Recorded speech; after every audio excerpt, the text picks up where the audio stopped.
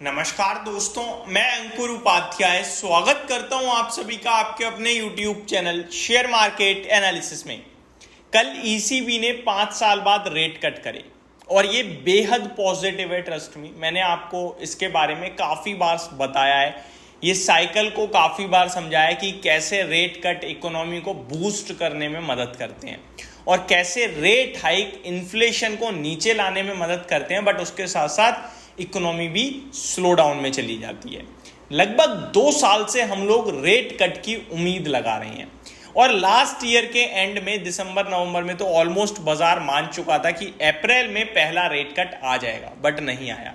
उसके बाद जून में उम्मीद थी, जून में भी नहीं आया, लेकिन जून में ECB यानी यूरोपियन सेंट्रल बैंक की तरफ से 5 साल बाद 25 बेसिस पॉइंट का रेट कट आया। अब आज हमारे RBI की पॉलिसी का आउटकम था जहां पे 6 मेंबर्स की टीम से 4 मेंबर्स ने तो कहा कि अभी हमें रेट कट या कोई बदलाव नहीं करना चाहिए, 2 ने कहा कि कर देना चाहिए रेट कट। लास्ट जब हमारी पॉलिसी थी उसमें केवल 1 सदस्य ऐसा था जो कह रहा था रेट कट करना चाहिए। अभी 2 हो चुके हैं, तो शायद अगली या नेक्स्ट टू नेक्स्ट में मे बी 3 हो जाए और रेट कट हो आपके लिए। 6 मेंबर्स की टीम में से अगर 3 कहेंगे तो फिर फाइनल डिसीजन गवर्नर साहब का होगा। अब ये सारी चीजें क्यों डिस्कस कर रहा हूं, क्योंकि हम लोग इंतजार वैसे तो कर रहे हैं कि अमेरिका रेट कट कब करेगा। हालांकि आज RBI गवर्नर शक्तिकांता दास जी ने कहा कि हम कोई अमेरिका को फॉलो नहीं कर रहे हैं, हम ये नहीं चाहते कि अमेरिका जब करेगा तब हम करेंगे। हम अपने पैरामीटर्स पे हैं, हम अपने सिचुएशंस को देखते हुए ही रेट कट करेंगे। जैसे ही हमें लगेगा हमारा इन्फ्लेशन हमारे टारगेट पे, हमें रेट कट करना चाहिए हमारी इकोनॉमी की ग्रोथ के लिए, हम कर देंगे। लेकिन एक्चुअली में फैक्ट तो यही है कि अगर हम अमेरिका से पहले रेट कट करते हैं तो फिर हमारा रुपया कमजोर होगा, हमारे रुपए की वैल्यू घट सकती है, इसलिए हमें नहीं करना चाहिए। अदरवाइज हमारे लिए सिचुएशन तो सारी ठीक ही है। इन्फ्लेशन अनुमान से नीचे चल रहा है, टारगेट की तरफ हम जा रहे हैं और ग्रोथ अनुमान से बेटर आ रही है, तो फिर तो हम तो चाहे तो कर सकते हैं, लेकिन हम नहीं कर रहे हैं। अब फेड की तरफ से देखने वाली बात यह है कि क्या आता है, रेट कट अनचेंज्ड या सितंबर में, मतलब बहुत इंपॉर्टेंट पॉलिसी होने वाली है। आई थिंक 13 तारीख को आउटकम है, मैं एग्जैक्टली तो नहीं पता है। अगर वो लोग कहते हैं कि भाई साहब अभी हम मैच कर रहे हैं अपने लक्ष्य को और शायद जल्दी ही आपके लिए रेट कट आएगा, तो बाजार खुशियां मनाएगा। लेकिन अभी मैं आपको एक डेटा बताना चाहता हूं जो अमेरिका का है, वो है अनएम्प्लॉयमेंट डेटा, बेरोजगारी का दर, जो कि अमेरिका में बढ़कर आया है। मान के चलिए ये हमेशा खराब होता है, वैसे किसी भी कंट्री में बेरोजगारी बढ़ना यानी कि नेगेटिव है, लेकिन मैं बोल रहा हूं ये अच्छा डेटा है। कैसे, वो मैं आपको बताऊंगा। पहले डेटा बता दूं, 4% पे अनएम्प्लॉयमेंट डेटा आया है। अनएम्प्लॉयमेंट रेट 4% हो गया अमेरिका में, 3.9% से बढ़कर 0.1 यानी 10 बेसिस पॉइंट इंक्रीज हुआ है।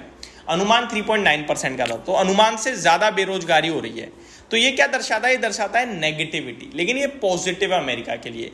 नेगेटिविटी दर्शाता है, इसीलिए अमेरिका का बाजार भी 90 पॉइंट नीचे खुला है, बट एक्चुअली में ये नेगेटिव है नहीं। बेशक आज टूट जाए अमेरिका का बाजार, बट मैं आपको बता रहा हूं ये नेगेटिव नहीं है। क्यों नहीं है?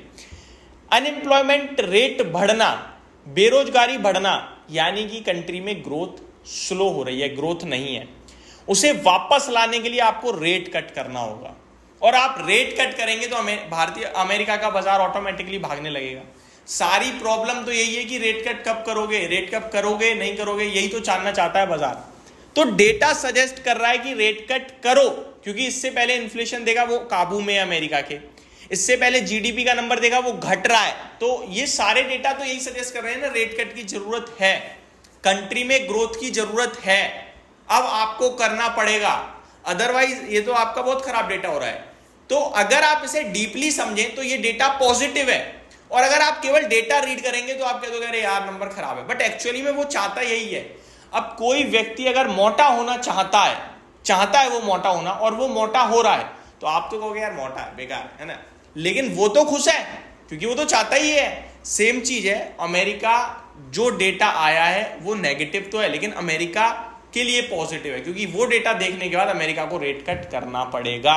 तो ये सारी की सारी चीजें हैं। शायद रेट कट का सिलसिला शुरू हो रहा है, और इससे सबसे ज्यादा बेनिफिट ट्रस्ट में IT स्टॉक्स को होगा, क्योंकि कंट्रीज में जो छोटे इंटरेस्ट रेट हो जाएंगे उसके चलते आईटी स्पेंड बढ़ेगा, जिसकी वजह से इन कंपनीज को फायदा होगा।